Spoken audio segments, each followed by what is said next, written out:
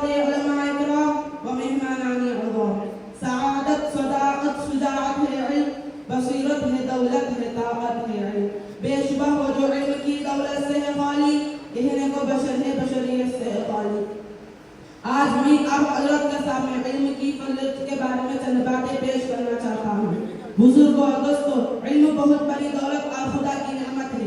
علم انبیاء کے میراث سے ہے، اور مال فرعون، حامان، شداد، نمرود اور ان کے میراث سے ہے۔ علم خرچ کرنے سے بڑھتا ہے اور مال خرچ کرنے سے گھٹتا ہے۔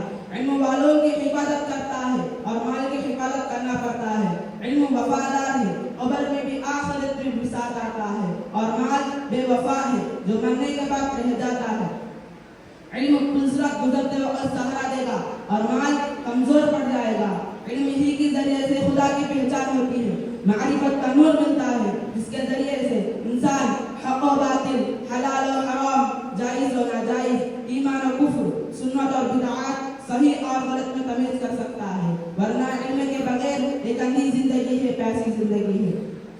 بزرگوں اور دوستوں، قرآن مجید نے صاف اعلان کر دیا کہ جس طرح دھوپ اور سایہ برابر نہیں ہو سکتے، جس طرح آنکھ والے اور نابینا برابر نہیں ہو سکتے، جس طرح روشنی اور تاریکی برابر نہیں ہو سکتے، ٹھیک اسی طرح علم والے اور نہ جانے والے ہرگز برابر نہیں ہو سکتے۔ علم ہی وہ دولت ہے جس کی وجہ سے اللہ تعالیٰ نے انسان کو شرافت دی، عزت دی، مرتبہ مقام دیا۔ حضرت آدم علیہ السلام کا مقام علم ہی کی بنیاد پر بڑا تھا۔ فرشتوں کو آدم کے سامنے سجدہ کرنا تھا، علم ہی کی وجہ سے تھا۔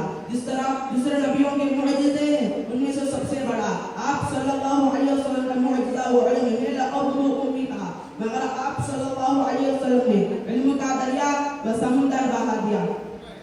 حضرت حسن بصری رحمۃ اللہ عنہ فرمایا، قیامت کے روز اگر علماء کی قلموں کی سیاہی اور شہیدوں کا خون تولا جائے تو علماء کی سیاہی کا وزن زیادہ رہے گا۔ حضرت ابن مسعود رضی اللہ عنہ فرمایا، علم اٹھنے سے پہلے علم حاصل کرو، خدا کی قسم جو لوگ شہید ہوئے ہیں وہ قیامت کے روز جب وہ علماء کی فضیلت ان کے دریوں کو دیکھیں گے، ان کی خواہش ہوگی کاش وہ بھی عالم ہوتے۔ جان لو کہ علم ماں کے پیٹ سے نہیں بلکہ علم سیکھنے سے آتا ہے۔ اسی لیے علم اور علم والوں کی قرآن و حدیثوں میں بڑی فضیلت آئی ہے۔ حضرت معاذ بن جبل رضی اللہ عنہ فرمایا کہ علم اس لیے حاصل کرو کہ علم حاصل کرنا اللہ تعالیٰ کا خوف ہے، اس کی طلب میں جانا عبادت ہے، اس کا درس دینا تسبیح ہے، علمی گفتگو کرنا جہاد ہے، جو شخص نہ جانتا اسے پڑھانا ہدایت ہے۔ یہی علم تنہائیوں کے ساتھی، سفر اور رفیق، دین کا رہنما، تنگ دستی و خوشحالی میں راستے کا چراغ، اجنبی لوگوں میں قربت پیدا کرنے والا، دشمنوں کے حق میں تیز تلوار، اور علم جنت کے راستے کو روشن مینار ہے۔ علم والوں سے فرشتے دوستی کرنے کی خواہش کرتے ہیں، خشکی وطور کے تمام مخلوقات، یہاں تک کہ بھی سمندر کی مچھلیاں، بلوں کے کیڑے مکوڑے، آسمان کے چاند، سورج، ستارے، سب طالب علم کے لیے مغفرت کی دعا کرتے ہیں۔ اتنی بڑی فضیلت کیوں دی؟ اس لیے کہ علم دلی زندگی ہے، علم سے بدن کو قوت ملتی ہے۔ بدقسمت وہ لوگ جو علم سے محروم ہیں۔